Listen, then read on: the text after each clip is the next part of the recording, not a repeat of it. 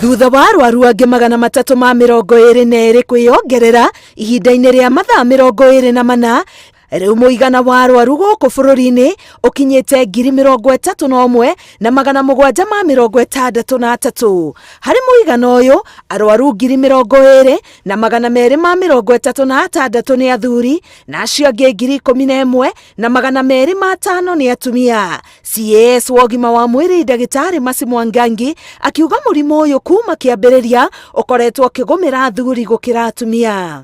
Harĩ arwaru othe gũkũ bũrũri-inĩ, gĩcunjĩ kĩa 7 harĩ 100 nĩkĩo kĩrũgamĩrĩire arwaru arĩa maronania ndariri cia COVID-19 ta kũhaya, kũhiũha mwĩrĩ na kũremwo nĩ kũhuhia wega. Gĩcunjĩ kĩa 93 harĩ 100 nĩ kĩa arwaru arĩa mataronania ndariri cia COVID-19, no na gũtuĩka nĩ ũndũ mwega kuona aingĩ ao marahonera mĩciĩ na magatoria mũrimũ ũyũ.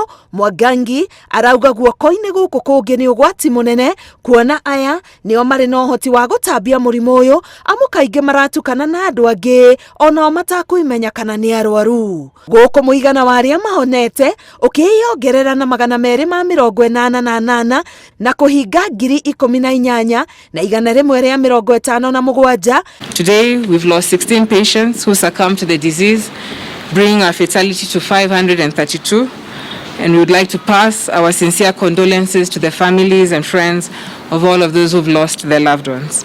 Kenya marorio matigateanĩria mũtugo wa kũraihanĩrĩria, gwĩkunĩka kanua na maniũrũ o ũndũ ũmwe na kwĩyoga moko. When we look at the past models, at least updated as at 2 weeks ago, they continue to inform us that the curve shall continue going up, with a dipping of the curve coming about around December all the way to January, February, March. So we are still, at the escalation phase of the curve. Nginyagia rĩu arwaru 31 nĩo marĩ hatĩka-inĩ ya mũrimũ ũyũ, kũrĩa marathiĩ na mbere kwamũkĩra ũrigitani mathibitarĩ-inĩ matiganĩte. Ngĩribotera Inooro TV, Getwo Karo Kenyugo Mwaura.